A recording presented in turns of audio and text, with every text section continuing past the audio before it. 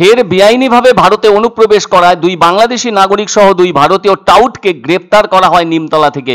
ধৃতদের সবাইকে রানাঘাট আদালতে তোলা হয়। এবার গোপন সূত্রে খবর পেয়ে অভিযান চালিয়ে এদের গ্রেপ্তার করা হয় হাঁসখালি থানার পুলিশের উদ্যোগে। সূত্রের খবর, রবিবার রাতে হাঁসখালি থানার পুলিশ নিমতলা এলাকা থেকে এদের গ্রেপ্তার করেছিল। পুলিশ দেখতে পায় দুই অনুপ্রবেশকারী বাংলাদেশি নাগরিককে কোথাও কোনো নিরাপদ জায়গায় নিয়ে যাচ্ছে দুই ভারতীয় টাউট। ফলে আর কোনো সময় নষ্ট না করে চারজনকে নিমতলা এলাকা থেকে গ্রেপ্তার করতে সক্ষম হয় হাঁসখালি থানার পুলিশ। এরপর পুলিশ সূত্রে খবর, ধৃত দুই বাংলাদেশি নাগরিকের নাম প্রশান্ত হালদার এবং পিন্টু চন্দ্র শীল। এদের মধ্যে প্রথম জনের বাড়ি বরিশাল জেলায় এবং অপরজনের বাড়ি চট্টগ্রাম জেলায়।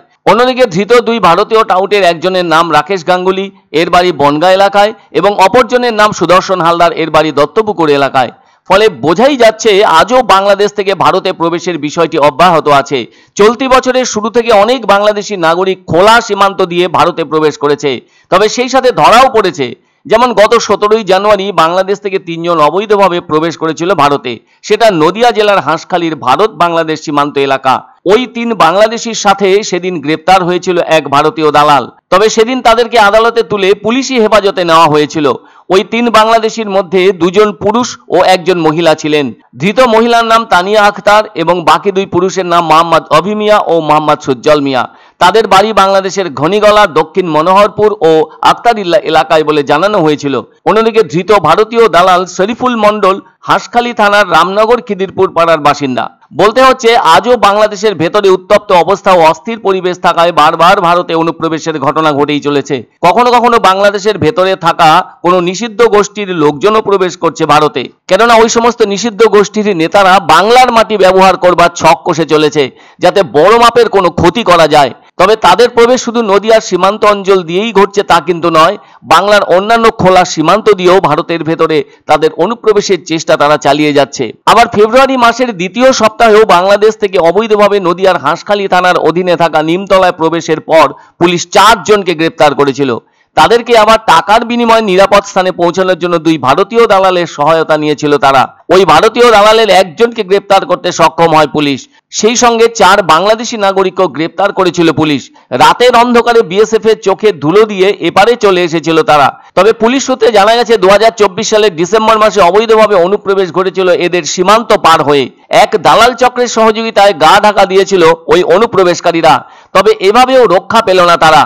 এদিকে পুলিশ সূত্রে খবর মিলেছিল এই 4 জন অবৈধ অনুপ্রবেশকারী বাংলাদেশিদের মধ্যে ছিল জসিমউদ্দিন ইসলাম, বাড়ি বাংলাদেশের মহেশপুরে, বাহারুল শেখ, বাড়ি খুলনা জেলায়, কুদ্দুস সরকার, বাড়ি বাংলাদেশের নড়াইলে, এবং আকলিমা সর্দার, বাড়ি খুলনা জেলায়। আর ভারতীয় এক দালালকেও ধরা হয়েছে। তবে আরেক দালাল রাজীব বিশ্বাসকে খুঁজে বের করতে তদন্ত শুরু করার কথাও জানিয়েছিল পুলিশ। আসলে আজও অব্যাহত আছে বাংলাদেশ থেকে অবৈধ উপায়ে ভারতে প্রবেশের ঘটনা। সেজন্য অনেকে বলছেন খোলা সীমান্তগুলোতে কাঁটা তারের বেড়া লাগানো হলে এ ধরনের অনুপ্রবেশের সংখ্যা আগের থেকে অনেক কমে যাবে।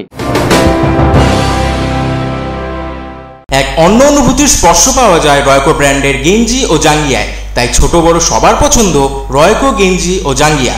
প্রস্তুতকারক জয়মনি হোশিয়ারি, কলকাতা। পছন্দসই সেরা খাবার খেতে হলে সোজা চলে আসুন রুচিসম্মত আধুনিক মানের রেস্টুরেন্ট রাজদরবারে, কেননা এখানেই আপনারা পাবেন ভোজনের রাজকীয় অনুভূতি। শুধু পুজোর সময়ই নয়, সারা বছরই রকমারি খাবার সরবরাহ করাই এই রেস্টুরেন্টের আভিজাত্য। আমাদের ঠিকানা রাজদরবার, রাহুতবাড়ি, বাবুপাড়া, জলপাইগুড়ি। আমার বাংলা আমার রান রাজ্য স্তরের 10 কিমি দৌড় প্রতিযোগিতা এবার জলপাইগুড়িতে 23শে মার্চ রবিবার।